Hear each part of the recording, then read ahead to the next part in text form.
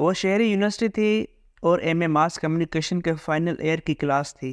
میں لیکچر کے لیے وہاں گیا تھا۔ میں نے کلاس سے پوچھا، وہ تمام خواتین و حضرات ہاتھ کھڑے کریں جنہیں ڈرائیونگ آتی ہے۔ 70 طالب علموں میں سے 12 طلباء اور طالبات نے ہاتھ اٹھائے۔ میں نے پوچھا، آپ میں سے ڈرائیونگ لائسنس کس کس کے پاس ہے؟ 12 میں سے 8 ہاتھ نیچے چلے گئے، صرف 4 ہاتھ کھڑے رہ گئے۔ میں نے آخر سوال پوچھا، آپ میں سے کس کس نے باقاعدہ ڈرائیونگ اسکول میں داخلہ لے کر گاڑی چلانا سیکھی؟ آخری 4 ہاتھ بھی نیچے چلے گئے۔ ڈرائیونگ دنیا کا خطرناک اور حساس ترین معمول ہوتا ہے۔ آپ جب گاڑی لے کر سڑک پر آتے ہیں تو آپ سمیت سینکڑوں لوگوں کی زندگی خطرے کا شکار ہو جاتی ہے۔ آپ کی معمولی سی غفلت آپ کو ٹرک، ٹالر اور بس کے نیچے دے سکتی ہے۔ آپ گاڑی سمیت نالے میں گر سکتے ہیں، آپ کی گاڑی فٹ پاتھ پر چڑھ سکتی ہے اور آپ راستے میں موجود مکانوں، دکانوں اور ریڑھیوں سے ٹکرا سکتے ہیں۔ آپ دفتر، گھر اور اسکول جاتے لوگوں کی جان بھی لے سکتے ہیں، اور آپ فٹ پاتھ پر چلتے راہگیروں کی زندگی کے لیے بھی خطرہ بن سکتے ہیں۔ چنانچہ دنیا کے مہذب ممالک ڈرائیونگ لائسنس کو قتل سے زیادہ اہمیت دیتے ہیں۔ آپ ڈرائیونگ اسکول سے ٹریننگ کے بغیر ڈرائیونگ لائسنس اپلائی نہیں کر سکتے۔ آپ ڈرائیونگ کے رولز کی خلاف ورزی کرتے ہیں تو آپ کے پوائنٹس کٹ جاتے ہیں، اور آپ کی غفلت جب خاص حد کو چھو جاتی ہے تو آپ کا ڈرائیونگ لائسنس منسوخ کر دیا جاتا ہے۔ اور مہذب معاشروں میں ڈرائیونگ لائسنس کی منسوخی کا مطلب آپ کی حرکت پر پابندی ہوتا ہے۔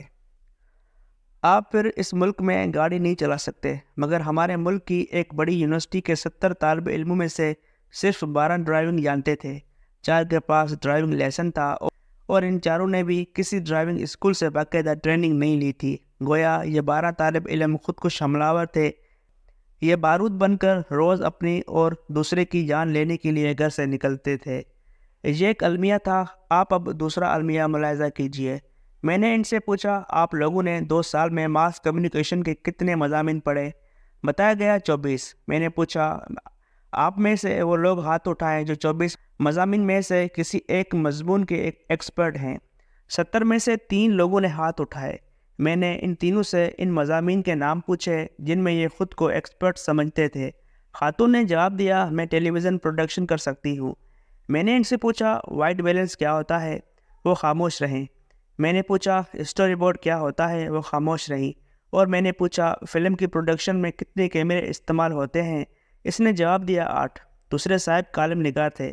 میں نے ان سے پوچھا، آپ مطالعہ کو روزانہ کتنا وقت دیتے ہیں؟ جواب دیا، مجھے مطالعے کے لیے وقت نہیں ملتا۔ میں نے پوچھا، اخبار کون سا پڑھتے ہیں؟ جواب ملا، اخبار نہیں پڑھتا۔ میں نے پوچھا کہ آپ ملک کے 5 بڑے کالم نگاروں کے نام بتا سکتے ہیں؟ نوجوان نے فوراً 5 نام بتا دیے۔ میں نے ان 5 کالم نگاروں کے کالموں کا ٹائٹل پوچھا۔ نوجوان کے پاس کوئی جواب نہیں تھا۔ میں نے ان سے عرض کیا، آپ ان 5 کالم نگاروں کے ایک ایک کالم کا حوالہ دیں۔ نوجوان خاموش رہا۔ تیسری خاتون نیوز کاسٹنگ کی مہارت رکھتی تھیں۔ میں نے ان سے پوچھا، امریکہ کی کل ریاستیں کتنی ہیں؟ وہ خاموش رہیں۔ میں نے پوچھا، پاکستان کے صدر کا نام کیا ہے؟ وہ خاموش رہیں۔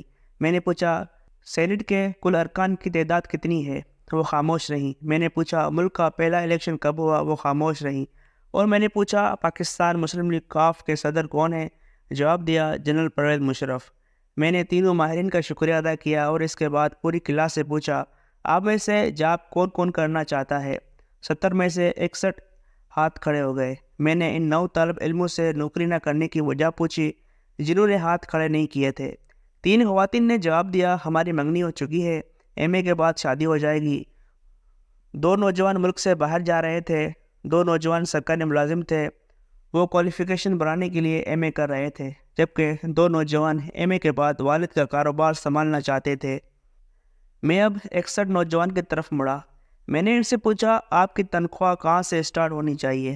مختلف نوجوانوں نے مختلف فگرز دیے، لیکن 50,000 روپے پر اتفاق رائے ہو گیا۔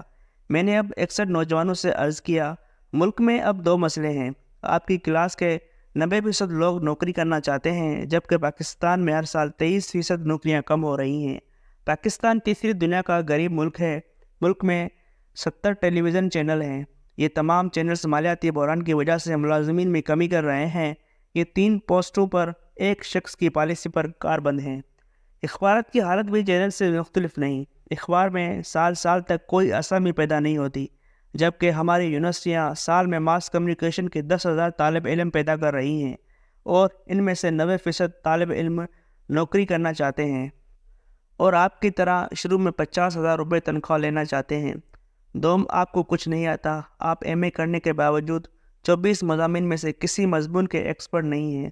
آپ میں سے صرف 12 لوگوں کو ڈرائیونگ کی جاب مل سکتی ہے، اور وہاں بھی اگر ڈرائیونگ لائسنس ضروری ہوا تو میرٹ پر صرف 4 لوگ رہ جائیں گے، اور کمپنی نے اگر ڈرائیونگ اسکول کا سرٹیفکیٹ مانگ لیا تو یہ 4 بھی ڈسکوالیفائی ہو جائیں گے۔